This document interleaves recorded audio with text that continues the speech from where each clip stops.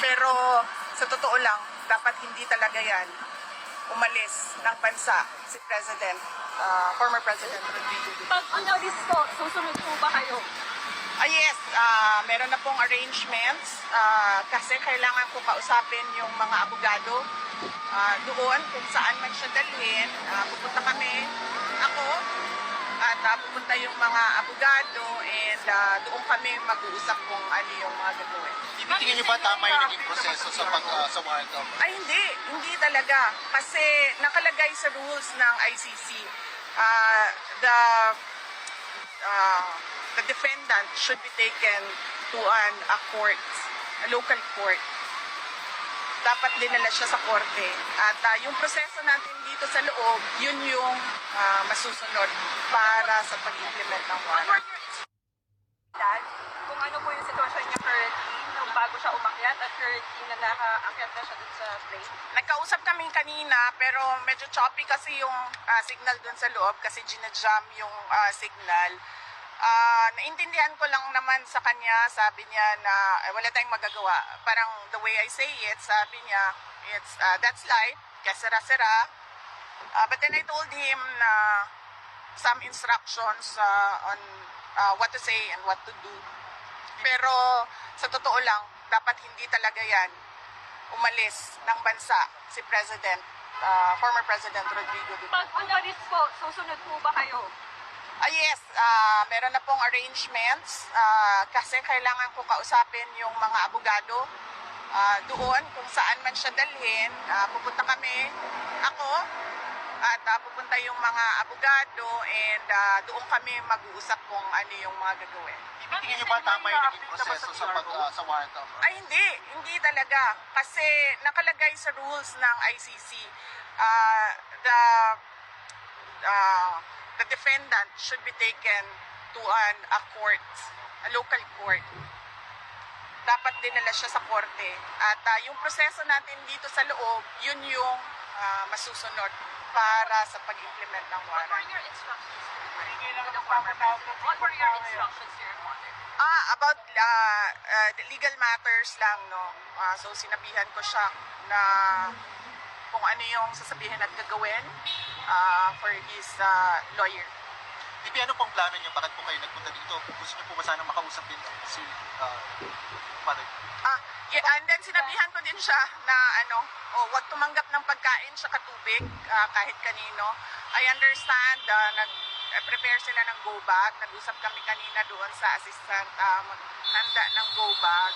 So Hindi kayo pinapasok? Ano pong plano niyo dito ngayon? well, nag-aantay ako.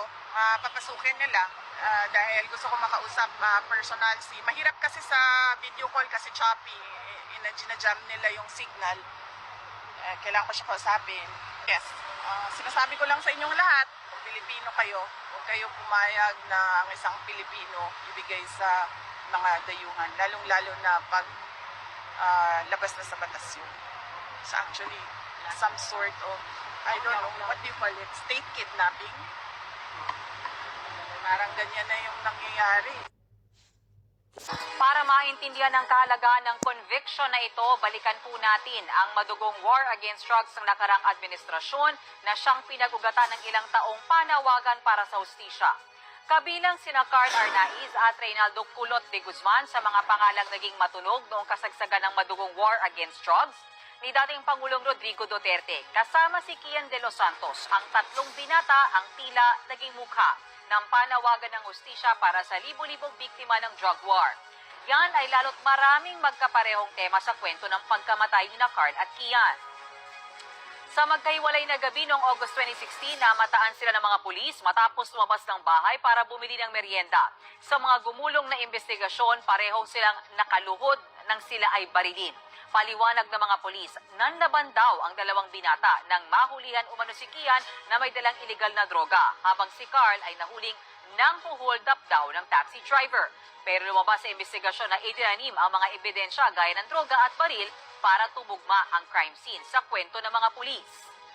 Sa ngayon, na-convict na mga pulis sa kaso yung Kian, Carl at Culot. Mabilis na umakyat ang bilang ng casualties at sa unang 3 buwan ng drug war, pumalo na ito sa 2,300 na nasawi. Higit kalahati lang sa kanila natukoy bilang drug suspects. Sa puntong ito, napansinan ng International Criminal Court o ICC ang drug war sa Pilipinas. Sa mga sumunod na buwan, ilang tao at grupo na ang lumapit sa ICC at nanawagang silipin ang kampanya ng ating gobyerno kontra iligal na droga. 2 taon ang makalipas, inanunsyo ng ICC Office of the Prosecutor na maglulunsad ito ng preliminary examination.